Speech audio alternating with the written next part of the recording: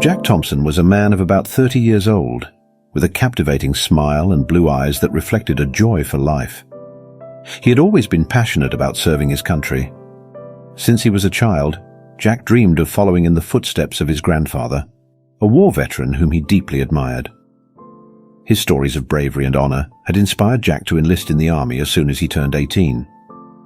Before being sent to the front lines, Jack led a peaceful and happy life alongside his wife Emily and their 2 children, Ben and Sarah. Emily was a sweet and understanding woman, always supporting her husband in his ambitions. Jack was a devoted and playful father who loved spending his free time with his children. On weekends, the family would often have picnics in the park, where Jack and Ben played soccer while Emily and Sarah prepared snacks and watched, laughing at the two's antics. In the small town where they lived, Jack was very beloved. He worked as a mechanic in a local garage, where his skill and friendliness won over loyal customers. He had a natural talent for fixing anything with an engine, and his passion for vintage cars led him to spend hours on the weekend restoring an old Mustang he planned to one day give to Ben. When Jack received the news that he would be sent to war, he felt a mix of excitement and nervousness. It was the opportunity to fulfill his dream of serving on the front lines.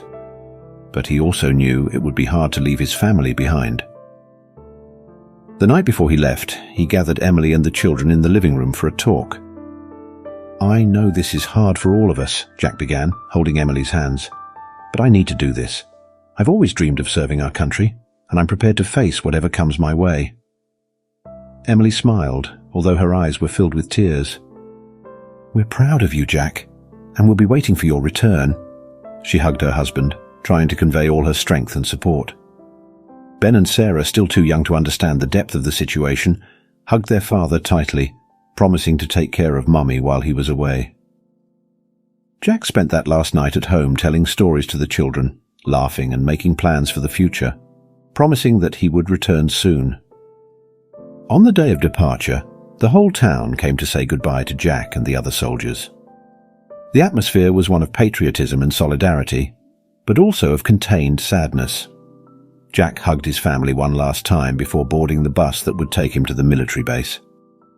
He looked at Emily, Ben and Sarah through the bus window, waving and smiling confidently, despite the lump in his throat.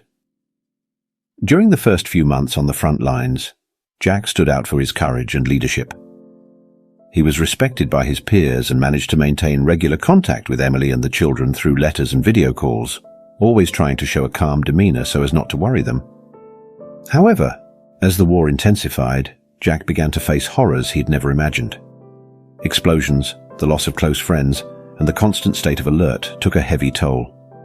Nights were tormented by nightmares, and days were filled with endless tension. After 8 months of combat, Jack finally received the news that he could return home. The journey back was marked by introspective silence, each kilometer bringing up painful memories and a mix of relief and apprehension. When he arrived at the airport, Jack saw Emily, Ben, and Sarah waiting for him. The reunion was full of emotion, but Jack felt that something inside him had irreversibly changed. He knew he would have to fight a new battle, this time against the internal demons that the war had left in his mind. In the first days after Jack's return, the house was filled with laughter and stories. Emily, Ben, and Sarah were thrilled to have him back, and Jack made a genuine effort to adjust to the life he had left behind. But soon, signs that something was not right began to appear. In the first weeks, Jack tried to resume his previous routine. He returned to the workshop, still passionate about fixing cars, and spent time with his family, trying to reconnect. But his mind seemed always adrift, haunted by memories of the battles he had faced. One night, while watching a movie together in the living room, an explosion scene on the screen made Jack jump from his chair, panting and sweating. Emily ran to him, trying to calm him down. "It's okay, Jack, it's just a movie," she said, holding his trembling hands. I know, just need a minute," he replied, standing up and going to the bedroom, closing the door behind him. The nightmares were constant. Jack would wake up in the middle of the night, screaming and sweating cold. Emily stayed by his side, trying to comfort him, but each night seemed more difficult. Jack began to avoid sleeping, fearing the dreams that awaited him. The deep dark circles under his eyes betrayed his sleepless nights. Anxiety attacks began to occur during the day. Jack would easily get irritated with minor setbacks, losing his patience for trivial reasons. Once, while fixing a car in the workshop, he dropped a wrench and exploded in fury, throwing tools to the ground. "Damn it! Nothing works right anymore," he shouted, startling a co-worker who had never seen him that way. At home, fights with Emily became frequent. Jack's patience seemed to run out quickly, and he blamed himself for it, but he couldn't help it. "You don't understand, Emily. You didn't see what I saw," he yelled in a heated argument. "I'm trying, Jack. I'm trying to help you. But you have to want to be helped," she replied, her voice broken by pain and frustration. Ben and Sarah, once so close to their father, began to distance themselves. The children didn't know how to deal with the man who had returned from the war. He was no longer the playful father they knew, but a volatile and unpredictable stranger.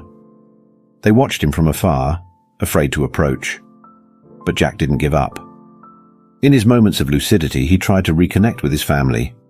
He took Ben to play soccer in the park, although the fun was often interrupted by moments of distraction and anxiety. He tried to help Sarah with her homework, but his mind soon wandered away, leaving the girl frustrated.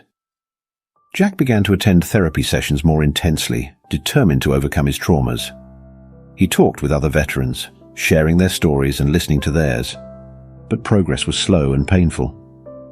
"I just want to be the man I was before," Jack confessed to the therapist, his voice laden with despair. "But I feel like I'll never be able to go back to who I was." "Jack, it's a long and difficult process. The important thing is that you're trying." "Every little step counts," the therapist replied, trying to offer some consolation. The fights with Emily continued, but Jack tried to control himself. On one of those nights, after a particularly painful argument, he left the house and went for a walk around the town. The streets were silent, and he felt overwhelmed by a crushing loneliness. He sat on a park bench and cried, releasing the pain he had been holding for so long.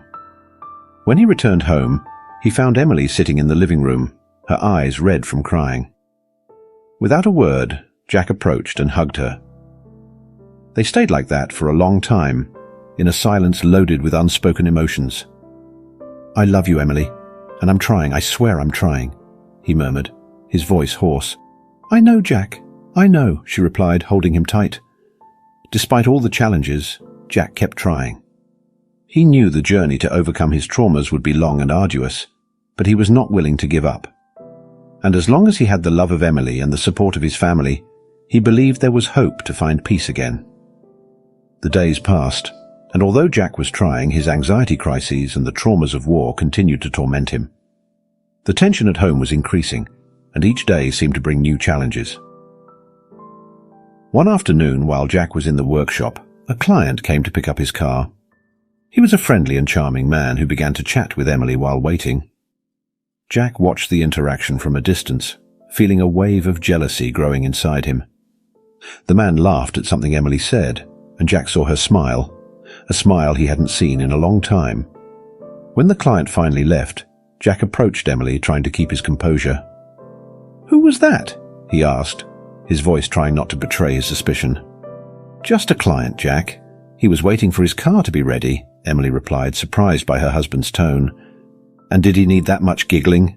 Jack retorted, his voice rising. "Jack, he was just being polite. You're overreacting," Emily tried to explain, but Jack's anger was already taking over. "I know what I saw, Emily. You think I'm an idiot," he shouted, his voice echoing through the workshop. Emily, shocked and hurt, couldn't respond. She just shook her head, holding back tears, and went back inside the house. Jack stood there, feeling guilt and shame mixed with his anger. Later that night, the tension was still in the air. Ben and Sarah were in the living room playing, trying not to draw their father's attention. Jack, still shaken by the earlier episode, was impatient and irritable. When Ben accidentally knocked over a glass of juice on the floor, Jack exploded. "Ben, can't you do anything right?" he yelled, getting up abruptly. Ben froze in fear, tears in his eyes. "Jack, please calm down," Emily pleaded, rushing to grab a cloth and clean up the mess. "He needs to learn to be careful," Jack continued, still angry. Sarah, frightened, ran to her room, and Emily tried to console Ben, who was now crying. Jack felt the weight of his actions, guilt eating away at him from the inside. He turned and left the house, needing some air. Jack drove aimlessly around the town, trying to calm down. Finally, he decided to seek help.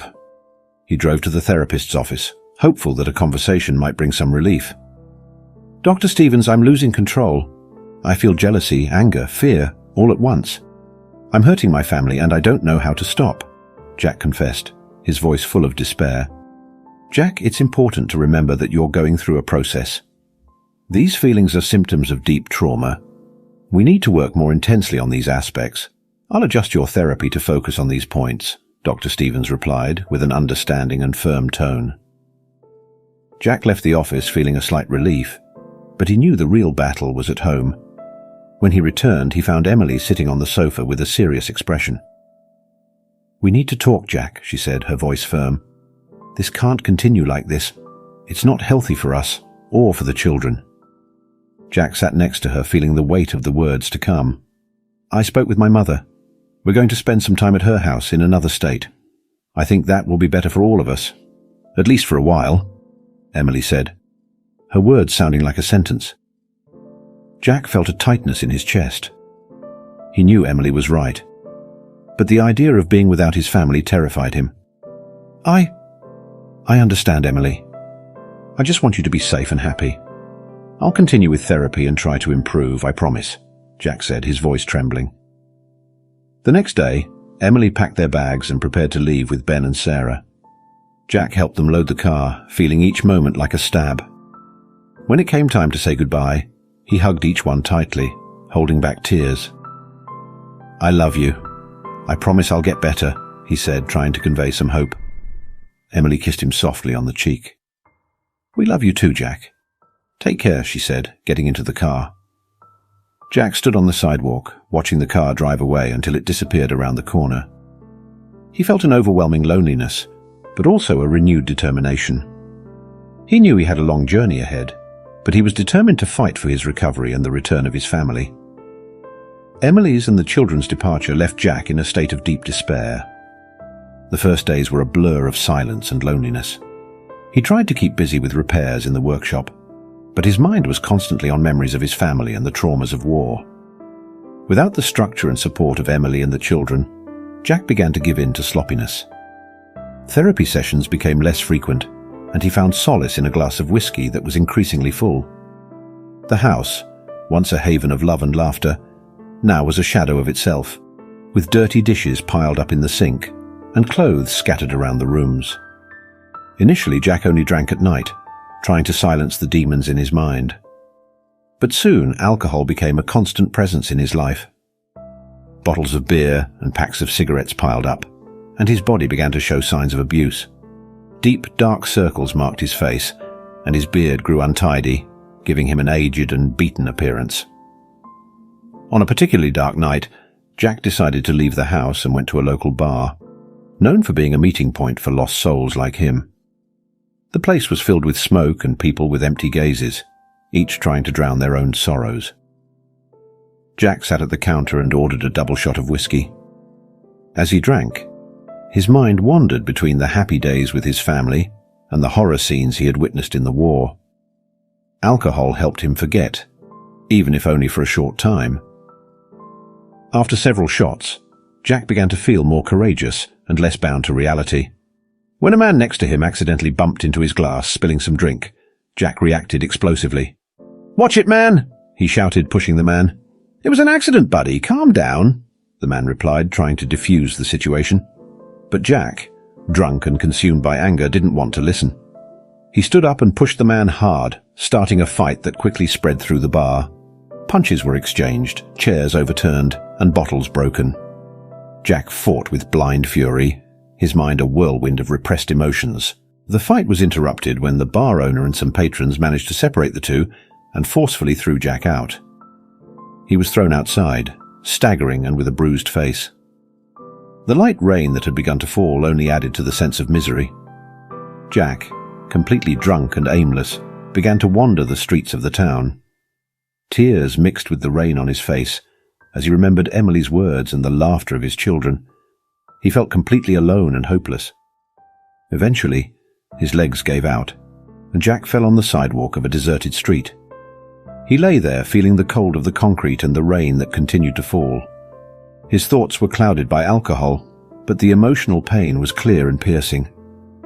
As he lay there, he felt something wet and warm on his face.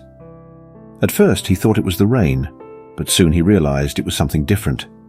With difficulty, he opened his eyes and, amid the haze of his blurred vision, saw a shadow moving near him. Something wet touched his face again, this time with a sense of curiosity and concern. Jack tried to sit up, but the world spun around him. He blinked, trying to focus his vision and understand what was happening. Jack was lying on the sidewalk, feeling the dampness of the rain and the pain from the alcohol and fights.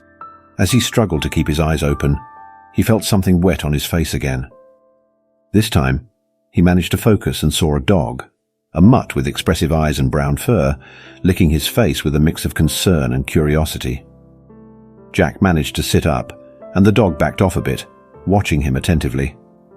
Still drunk, Jack finally managed to sit on the sidewalk, leaning against the wall of the building behind him. He looked at the dog and laughed bitterly. "Hey, buddy, what are you doing here?" he murmured, his voice slurred by alcohol. The dog tilted its head to the side, as if trying to understand what Jack was saying.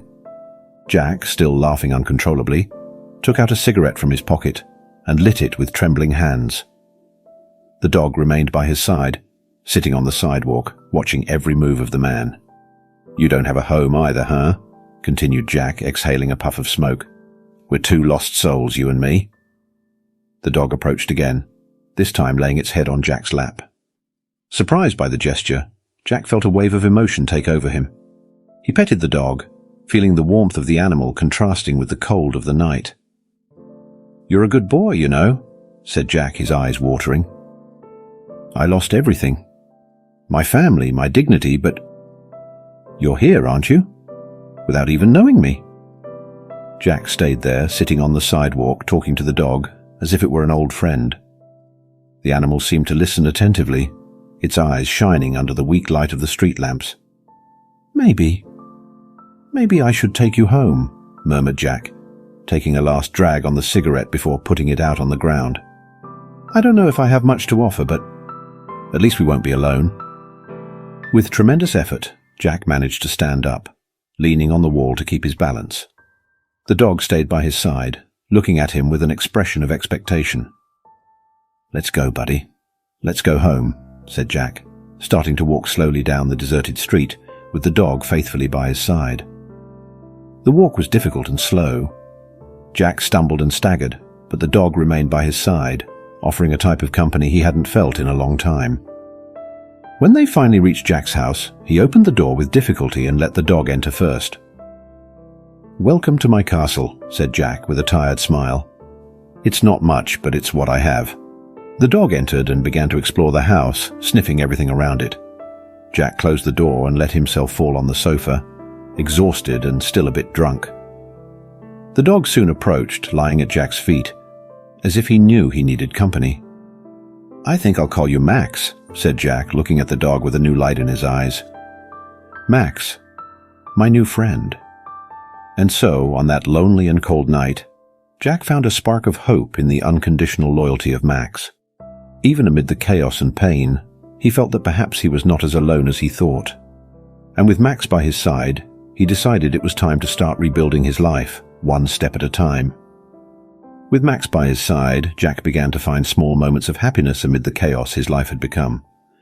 The dog seemed to have a special talent for sensing when Jack was feeling depressed or anxious, and always did something to try to cheer him up.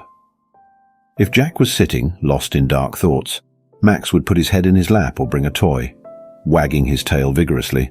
Jack, in turn, began to devote more to his new friend. He took Max for long walks in the park, where the dog ran freely, showing a contagious energy and joy.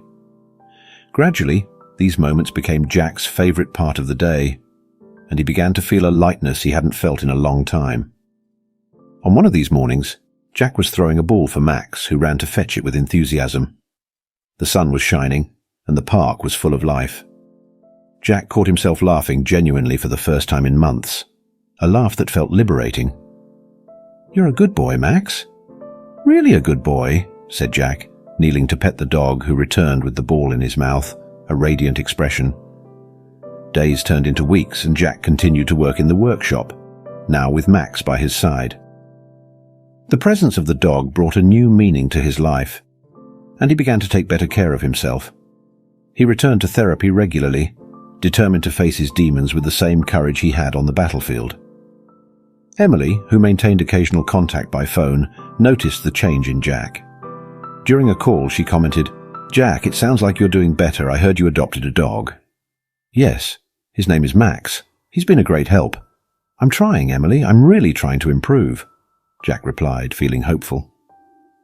"I'm glad to hear that. The kids will also feel your improvement when we come back to visit," Emily said with an encouraging tone.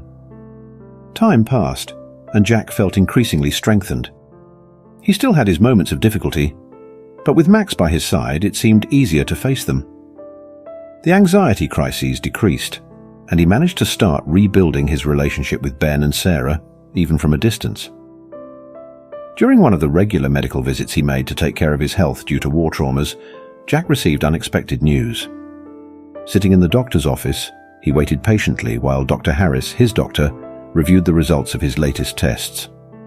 "Jack, I need to talk to you about something we found in your blood tests," Dr. Harris said with a serious tone. Jack felt his heart race. He had gone through so much, and the idea of another hurdle was hard to bear. "What is it, doctor?" Jack asked, trying to stay calm. "We found an anomaly in your blood tests.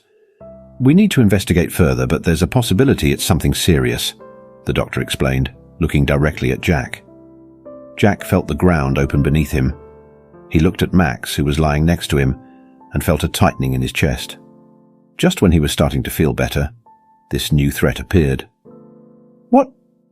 What do I need to do?" Jack asked, trying to process the information. "We need to do more tests to be sure. I want you to come back here tomorrow so we can start as soon as possible," Dr. Harris said with a compassionate look. Jack nodded, trying to maintain his composure. He stood up, shook the doctor's hand, and left the office with Max by his side.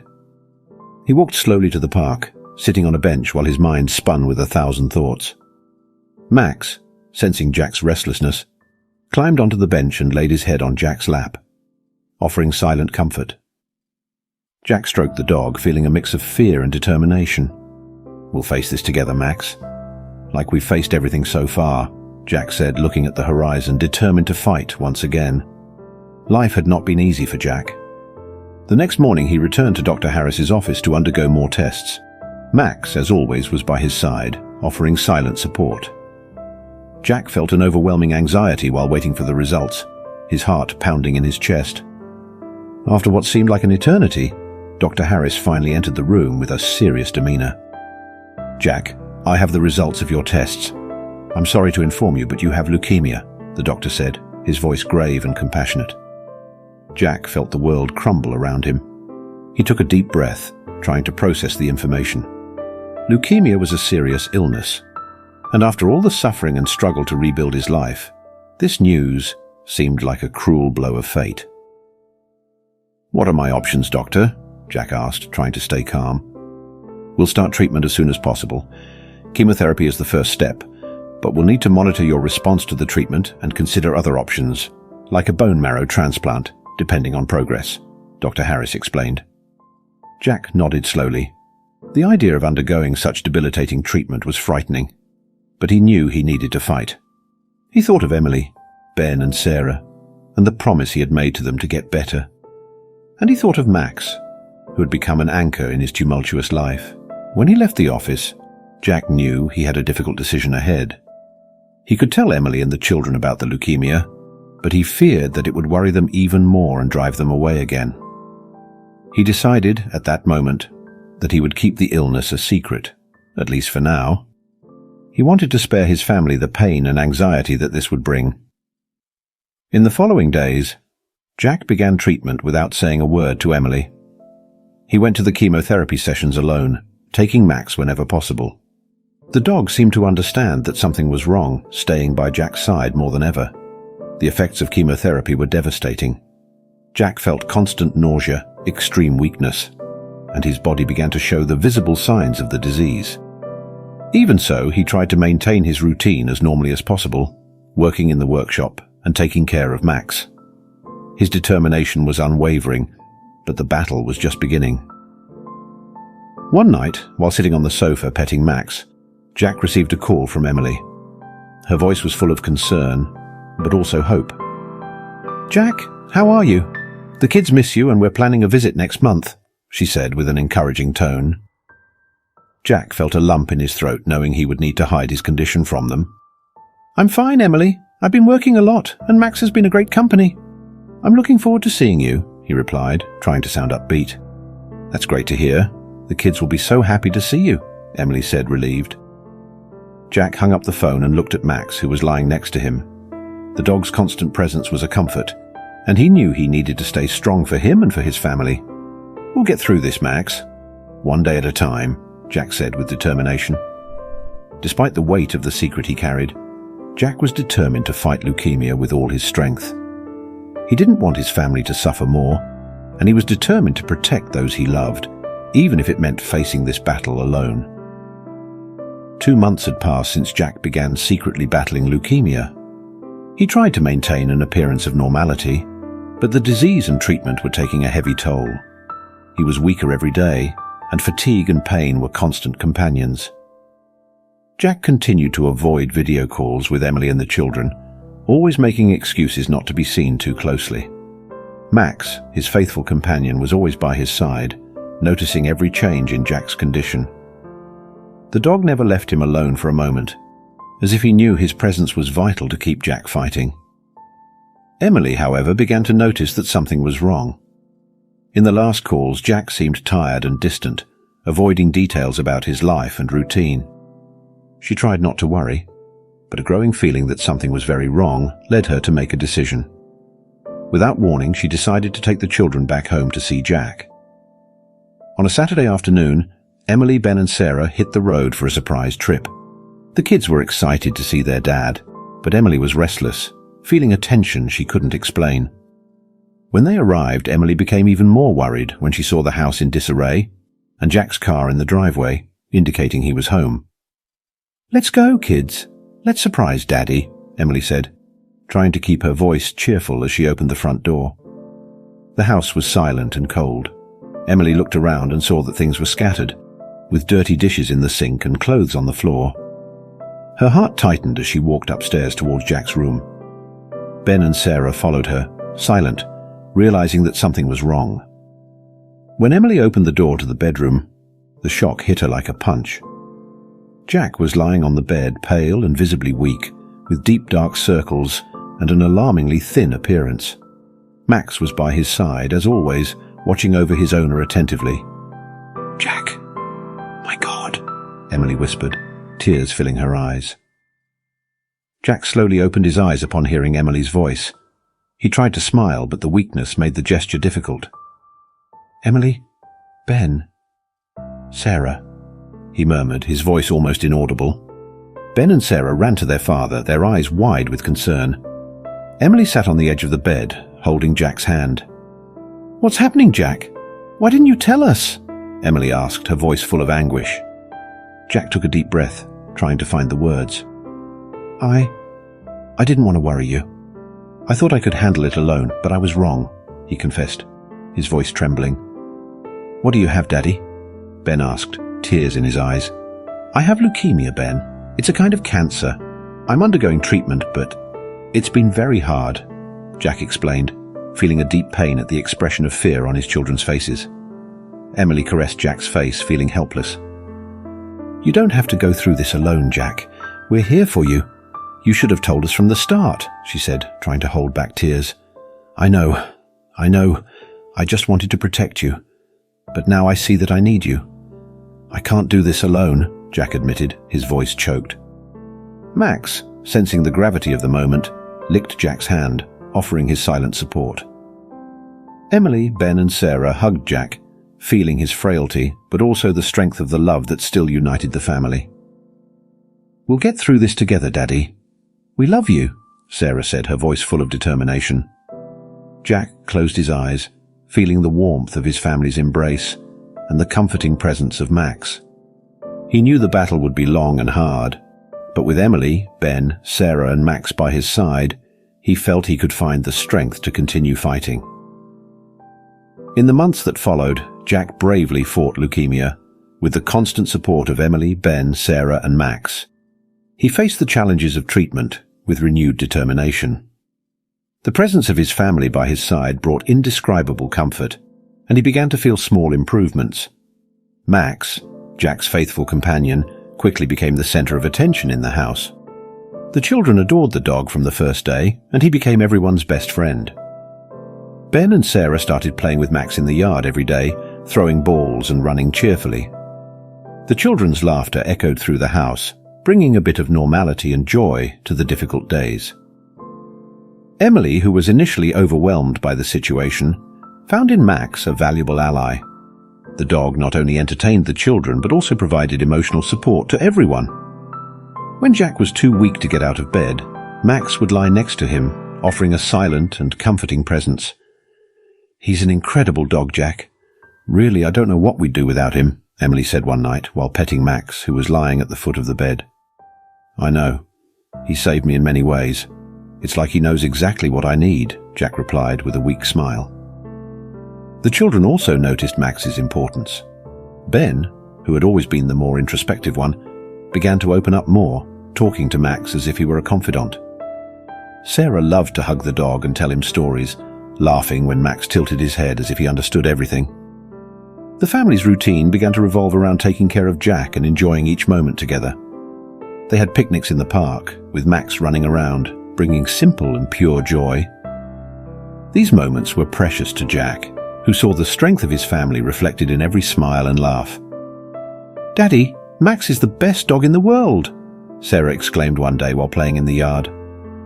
"He is, my dear, and he's ours," Jack replied, feeling a deep gratitude for having Max in their lives. Jack's treatment began to show positive signs.